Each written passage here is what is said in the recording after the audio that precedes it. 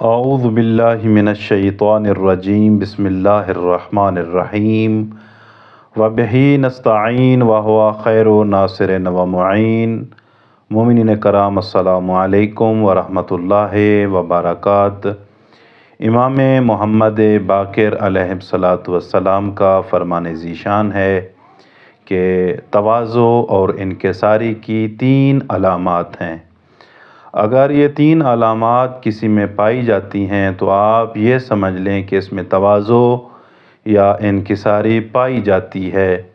اگر یہ 3 علامات نہ پائی جائیں تو آپ یہ سمجھ لیں کہ اس میں تواضع چیز کی کوئی چیز نہیں ہے، بلکہ اس میں تکبر پایا جاتا ہے۔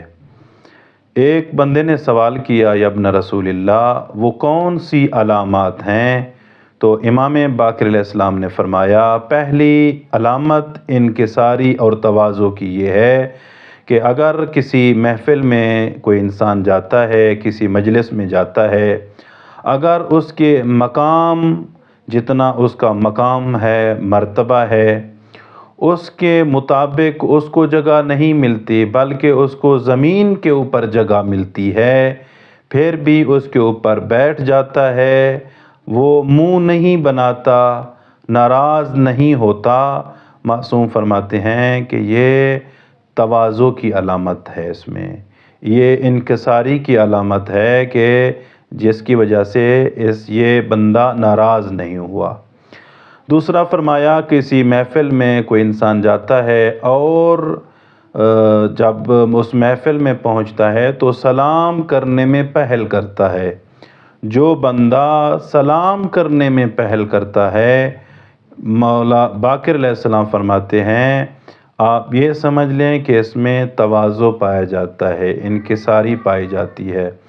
تیسری علامت امام باقر علیہ السلام نے فرمایا، کسی جگہ پہ جھگڑا ہو جاتا ہے، لڑائی ہو جاتی ہے، تو اس میں نہ بحث کرتا ہے نہ تکرار کرتا ہے۔ جو بندہ لڑائی جھگڑے میں جدال سے کام نہیں لیتا، بحث و مباحثے سے کام نہیں لیتا، تکرار نہیں کرتا، امام باقر علیہ السلام فرماتے ہیں اس میں تواضع پایا جاتا ہو، وہ انسان متواضع ہوتا ہے، اس میں تواضع نام کی چیز پائی جاتی ہے۔ تو دعا کرتے ہیں اللہ رب العزت ہم تمام صاحبان کو ان 3 علامات اپنے میں اپنانے کی توفیق عطا فرمائے۔ والسلام علیکم ورحمۃ اللہ وبرکاتہ۔